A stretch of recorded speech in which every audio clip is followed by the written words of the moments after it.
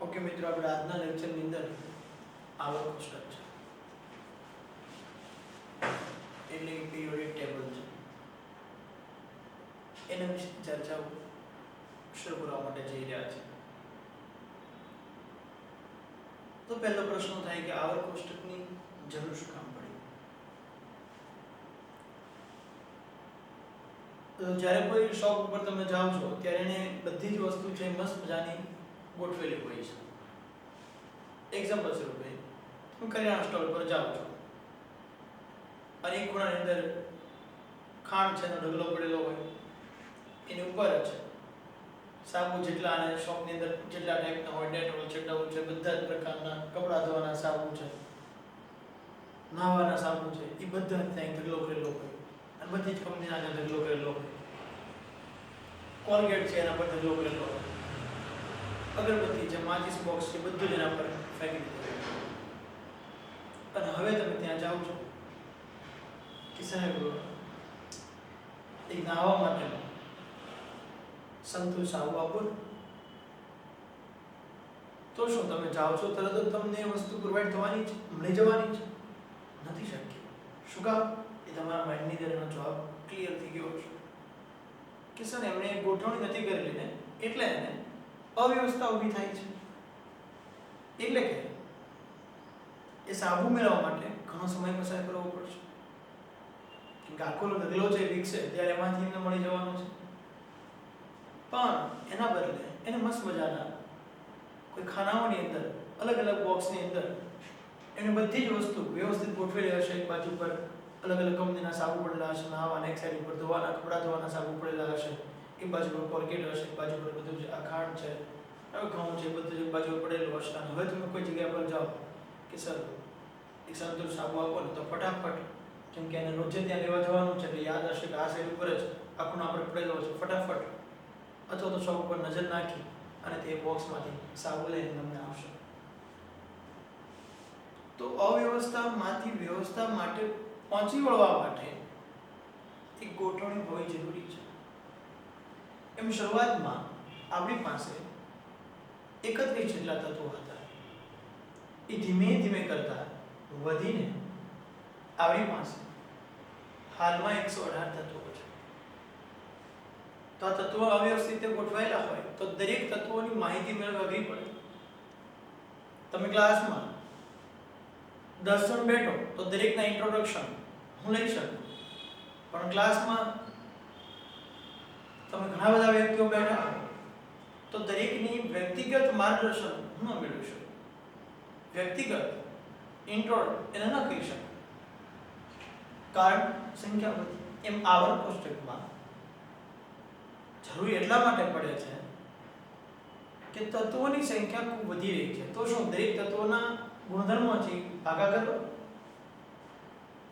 એ ન કરવું પડે એટલા માટે આવર્ત કોષ્ટકને બે ભાગમાં વહેંચાયેલું છે. એક ભાગ કે જે આડી લાઈન છે ને આપણે આવર્ત કહેશું, ઊભી લાઈન છે ને આપણે સમૂહ કહેશું. પણ સર અમને નથી સમજાતું કે આડી લાઈન અને ઊભી લાઈન, તો હું એક તમને નાના એવા શબ્દથી નાનકડી વાતથી સમજાવું કે મેં અહીંયા લખ્યું છે, તમે લોકોને વાંચી શકતા છો. બદામ,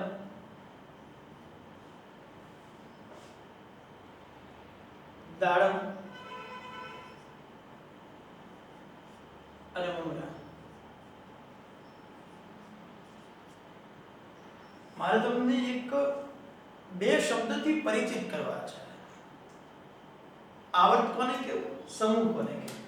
મિત્રો આમ વાંચો અને આવર્ત કહેવાય બધા. આમ ઊભું વાંચો તો શું લખ્યું છે? બદામ. આ સમૂહ છે. આ આવર્ત છે દાડમ, આ દાડમ છે સમૂહ છે. આ જે આવર્ત છે મમરા છે, આમ છે એ પણ સમૂહ છે.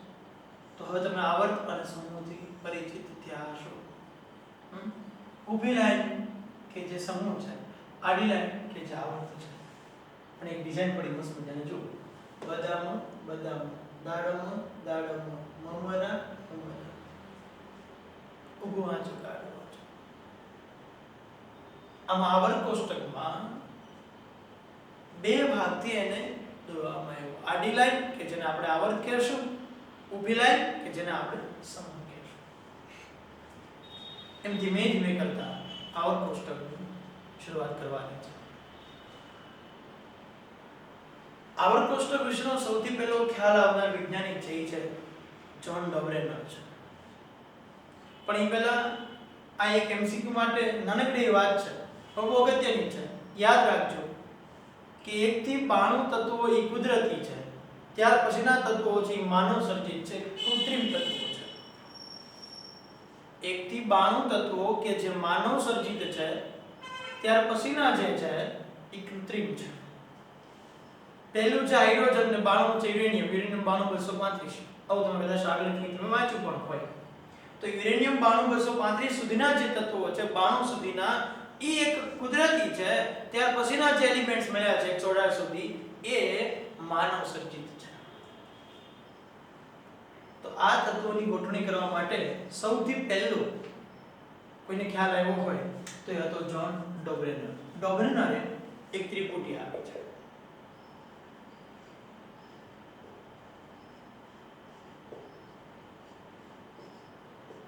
જ્હોન ડોબરેનર.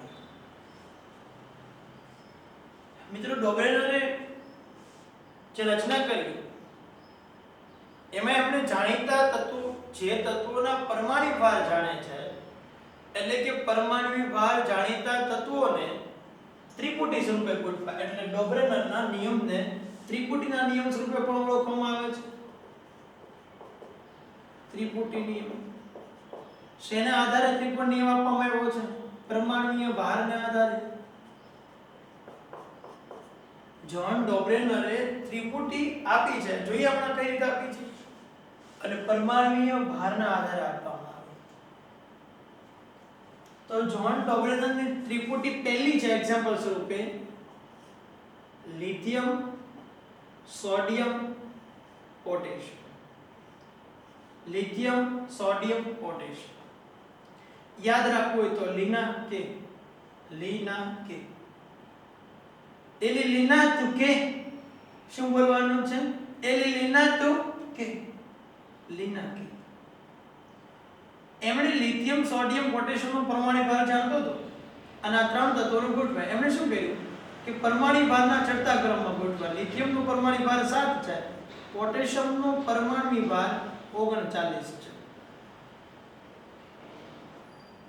જોજો હવે એમની ત્રિપુટીનો રૂલ્સ શું હતો કે જે તત્વોને પરમાણુ ભાર જાણે છે એને ચડતા ક્રમમાં ગોઠવો. હવે આપણે નિયમની વાત કરીએ છીએ. ત્રિપુટી નિયમ શું હતો?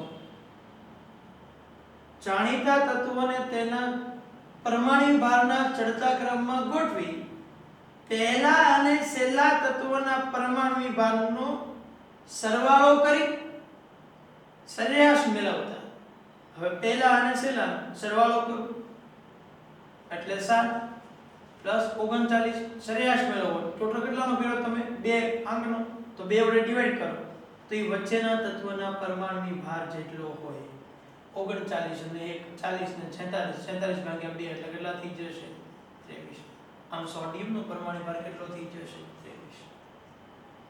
ફરીવાર આપણે રૂલ્સ બોલશું. પહેલા અને છેલ્લા તત્વોના જાણીતા તત્વોના પરમાણુ ભારને ચડતા ક્રમમાં ગોઠવી પહેલા અને છેલ્લા તત્વનો સરવાળો કરી સરેરાશ મેળવતા લગભગ વચ્ચેના તત્વના પરમાણુ ભાર જેટલો મળે છે.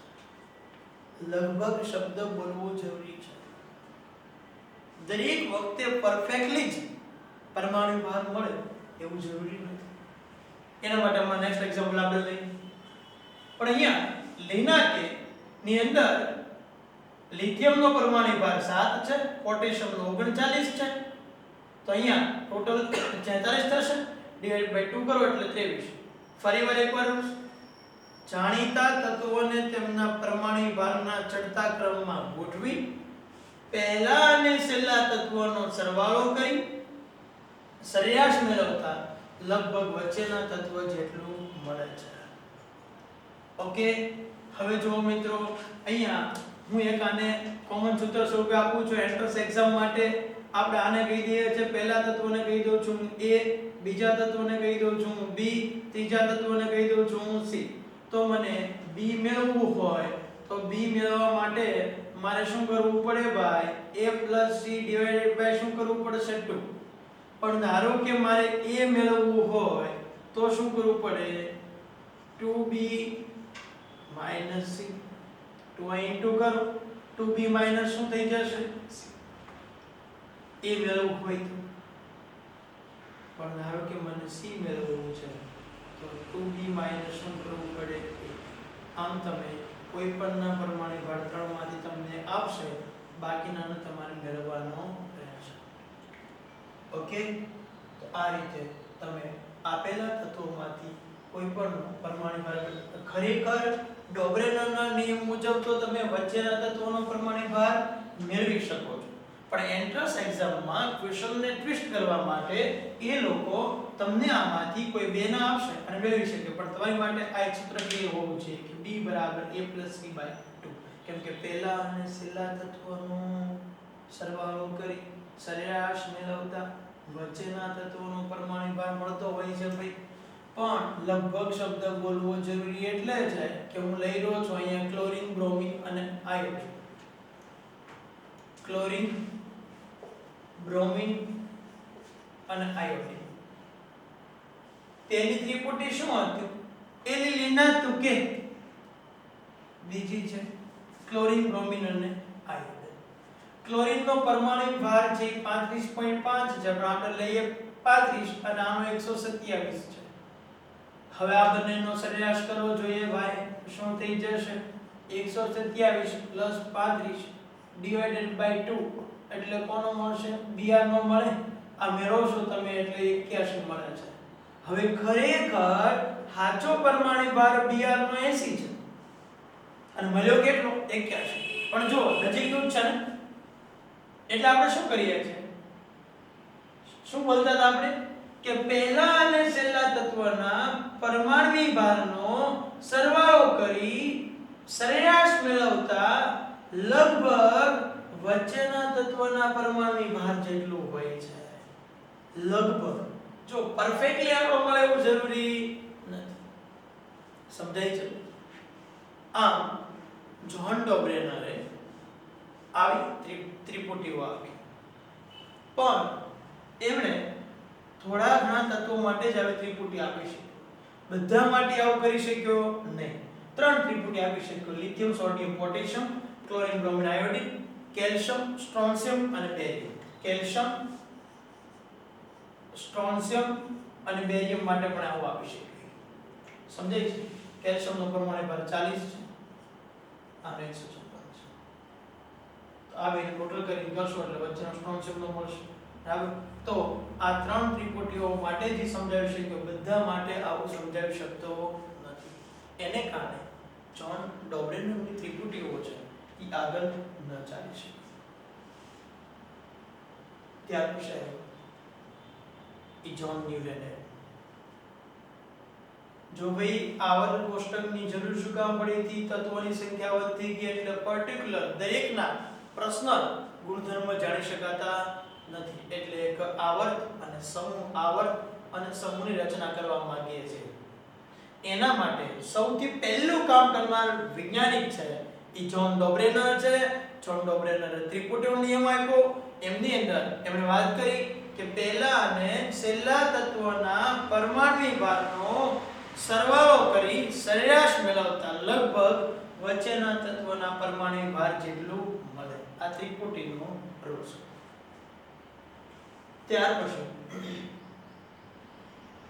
એની સફળતા ન મળી એનું કારણ માત્ર એમની જાણીતી જે 3 ત્રિપુટીઓ હતી, લીના કે lithium, sodium, potassium, chlorine, bromine, iodine, calcium, strontium અને બેરિયમ, આના માટે જ લાગુ પાડી શકાય. બાકીના એલિમેન્ટ્સ માટે કંઈ બોલી શક્યો નહીં. એટલે આગળ આવ્યું જ્હોન ન્યુલેન્ડ. જ્હોન ન્યુલેન્ડે કીધું સૌથી પહેલા આવર્ત કોષ્ટક ગોઠવવાની શરૂઆત કરી. એમણે આવર્ત કોષ્ટકની નળાકાર સ્વરૂપે ગોઠવ્યું છે. આવર્ત કોષ્ટક સૌથી પહેલા રચના થઈ ત્યારે કયા આકારમાં હતું? નળાકાર સ્વરૂપે હતું. યાદ રાખજો. આવર્ત કોષ્ટકની સૌથી પહેલી રચના થઈ ત્યારે કયા આકારે હતો? નળાકાર સ્વરૂપે હતો. હવે અહીંયા જ્હોન ડોબ્રેનર પછી જ્હોન ન્યુલેન્ડ છે. એટલે હવે આપણે જે ચર્ચા કરવા જઈ રહ્યા છે એ છે ન્યુલેન્ડનો નિયમ છે. ન્યુલેન્ડ નિયમ છે. જ્હોન ન્યુલેન્ડ. જ્હોન ન્યુલેન્ડ નિષ્ક્રિય તત્વો છે એટલે કે હિલિયમ છે, નિયોન છે, આર્ગોન છે, આને ધ્યાનમાં નથી લીધા. આના માટે કંઈ લખી શક્યો એને ધ્યાનમાં નથી લીધા. ન્યુલેન્ડે અષ્ટકનો નિયમ આપ્યો. લિથિયમ તત્વો લગતા જે આપણે પરમાણુ ભાર, તત્વોનો પરમાણુ ક્રમ વધારે છે એટલે પરમાણુ ભાર વધારે જોવાનું છે. છઠ્ઠા ક્રમમાં ગોઠવ્યું તો lithium, beryllium, boron, carbon, nitrogen, oxygen, fluorine. નિયોનને ધ્યાનમાં લેવાનું નહીં. Sodium, magnesium, aluminium, silicon, phosphorus, sulphur, chlorine, argon 18 ધ્યાનમાં લેવાનું નહીં. પોટેશિયમ અને કેલ્શિયમ. આવી રીતના ન્યુલેન્ડે મિત્રો અષ્ટકનો નિયમ આપ્યો. ન્યુલેન્ડનો અષ્ટકનો નિયમ છે જ્યારે ડોબ્રેનરનો ત્રિકોણનો નિયમ. અષ્ટકનો નિયમ શું કહે છે કે જેમ સંગીતના 7 સુર સા રે ગ મ પ ધ ની સા, સા રે ગ મ પ ધ ની સા. સંગીતના સ્વરમાં જેમ પહેલો અક્ષર સા આવે છે એમ ત્યાંથી 8મો અક્ષર સા આવે છે.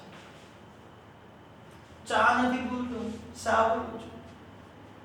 તો સા રે ગ મ પ ધ ની સા. તો જેમ પહેલો શબ્દ સા આવે છે એમ ત્યાંથી 8મો પણ સા આવે છે. એમ તમે કોઈ બી એલિમેન્ટ્સ લો, એ એલિમેન્ટ્સ થી લઈ અને ત્યાંથી 8મું જે તત્વ આવે એ બંનેના ગુણધર્મ સરખા હશે. આપણે અહીંયા પહેલું, બીજું, ત્રીજું, ચોથું, પાંચમું, છઠ્ઠું, સાતમું, આઠમું તો લિથિયમ અને સોડિયમના ગુણધર્મો સમાન હશે. તમને એવું થાય કે સર મને બોરોન થી લેવું છે, કઈ વાંધો નહીં ભાઈ, ત્યાંથી લો. સા રે ગ મ પ ધ ની સા. જો અહીંયા સા આવ્યો તો સા રે ગ મ પ ધ ની સા, સા રે ગ મ પ ધ ની સા. જો કાર્બન થી મેં સાથે તમને આ શું સા રે ગ મ પ ધ ની સા. કોઈ બી જગ્યા પરથી તમે શરૂઆત કરો, જ્યાંથી તમે સાથી શરૂ કરી ત્યાંથી 8મો અક્ષર જે આવે એ નીચે જ આવશે. તમે અહીંયાથી શરૂ કર્યો છે સા રે ગ મ પ ધ ની સા, અહીંયા શરૂ કર્યો, અહીંયા શરૂ કરો સા રે ગ મ પ ધ ની સા. ઓકે, તો આમ હું ગાઉં છું તમને એમ લાગે સર મ્યુઝિકની જરૂર હતી, ખરેખર એવું નથી. ન્યુલેન્ડનો જે નિયમ છે એ સંગીતના 7 સુર છે, સારે ગમ પદની એની સાથે સરખામણી કરી આવો પ્રશ્ન આવી શકે છે. આવર્ત કોષ્ટક પહેલી વખત જ્યારે આવ્યું તેનો આકાર કેવો હતો? નળાકાર હતો. અષ્ટકનો નિયમ કયા વૈજ્ઞાનિક આપ્યો હતો? જ્હોન ન્યુલેન્ડ. અષ્ટકનો નિયમ કોની સાથે સરખાવવામાં આવ્યો? સંગીતના 7 સુર સારે ગમ પદની સાથે સરખાવવામાં આવ્યો. હવે વાત કરીએ તો અષ્ટકનો નિયમ ન્યુલેન્ડનો આગળ ન ચાલી શકે એનું કારણ માત્ર કેલ્શિયમ સુધી સાચો હતો. હવે તમને એવું થાય સર આમના ગુણધર્મો કઈ રીતે સાચા હશે? તો તમે જોઈ રહ્યા છો કે ભાઈ તમે અહીંયાથી ધારો કે સા શરૂ કર્યું છે તો સા રે ગ મ પ ધ ની સા, તો બોરોન અને એલ્યુમિનિયમ. તો બોરોનનો પરમાણુ ક્રમાંક 5 છે તો એની ઇલેક્ટ્રોન રચના લખો જોઈએ તમે. તમારી પાસે આધુનિક ઇલેક્ટ્રોન રચના ઘણી બધી વખત કરાવી દીધી છે આગળ. તો 1s2 2s2 2p1 હશે. 2 2 4 અને 1 5. જો મિત્રો 2p1 છે અને આમ બી પહેલી કક્ષા n બરાબર 1 એટલે કઈ હતી ભાઈ? k. n બરાબર 2 એટલે l, n બરાબર 3 એટલે m, n બરાબર 4 એટલે n, k l m અને n. તો પહેલામાં કેટલા ઇલેક્ટ્રોન છે ભાઈ? 2. બીજામાં કેટલા ઇલેક્ટ્રોન આવશે? 3. જેની બાહ્યતમ કક્ષામાં સમાન કક્ષક નથી બોલતો, કક્ષા બોલું છું. એટલે કે K L M અને N ઉપર ફોકસ કરવું જરૂરી છે. K L M અને N. તો અહીંયા 12મી કક્ષામાં કેટલા ઇલેક્ટ્રોન છે? 3. સેમ પ્રોબ્લેમ એલ્યુમિનિયમ, કેમ કે તમે શરૂઆત ક્યાંથી કરી હતી? સારેગમ પદની છે બોરોનથી. તો ત્યાં 8મો અક્ષર એલ્યુમિનિયમ ઉપર આવતો હતો. એલ્યુમિનિયમ ઇલેક્ટ્રોન રચના 1s2 2s2 2p6 3s2 અને 3p1 2 2 4 6 10 2 12 અને 1 13. તો અહીંયા n બરાબર 2 ઇલેક્ટ્રોન. 1 વાળા 2 માં 8 ઇલેક્ટ્રોન, ત્યાર પછી 3 માં 3 ઇલેક્ટ્રોન. હવે તમે જોવો જોઈએ આની વેલેન્સ કક્ષામાં ઇલેક્ટ્રોન કેટલા હતા? 3. આની વેલેન્સ કક્ષામાં ઇલેક્ટ્રોન કેવા છે? 3. જેની બાહ્યતમ કક્ષામાં સમાન ઇલેક્ટ્રોન હોય એમના રાસાયણિક ગુણધર્મ સમાન હોય, ફિઝિકલ ગુણધર્મ નહીં. આંતરિક તત્વો માટે ફિઝિકલ ગુણધર્મ પાકા કરવા પડશે, પણ એ મોસ્ટ ઓફલી કોમન હશે એટલે કોઈ ટેન્શન લેવાની જરૂર નથી. પણ રાસાયણિક ગુણધર્મમાં આખા સમૂહના કોમન આવશે. ક્લિયર? તો મેં તમને આજના લેક્ચરની અંદર બે નિયમ શીખડાવ્યા છે. એક જ્હોન ડોબરેનનો ત્રિપુટીનો નિયમ અને ત્યાર પછી ન્યુલેન્ડનો અષ્ટકનો નિયમ. યાદ રાખજો મિત્રો, આજના લેક્ચરના ફરીવાર પોઈન્ટ છે બોલું છું. ડોબરેનનો ત્રિપુટીનો નિયમ આપ્યો, પરમાણિક ભાગના ચડતા ક્રમમાં ગોઠવું, પણ માત્ર 3 ત્રિપુટી આપી શક્યો. પહેલી ત્રિપુટી યાદ રાખવા માટે તમને કીધું હતું કે લીના તું કે, એટલે કે લીના કે. ત્યાર પછી chlorine, bromine, iodine, calcium, strontium અને બેરિયમ. જ્હોન ન્યુલેન્ડનો નિયમ છે જે સંગીતના 7 સુર સારે ગમ પદની સાથે અમે સરખામણી કરેલી છે. અષ્ટકનો નિયમ છે એ એક કેલ્શિયમ થી સાચો પડેલો છે, નળાકાર 4 સ્વરૂપે ગોઠવેલો છે. તો આજના લેક્ચરમાં આપણે એટલે અટકશું. ફરી પાછા આવા કોષ્ટક છે એમને આગળ વાત કરશું.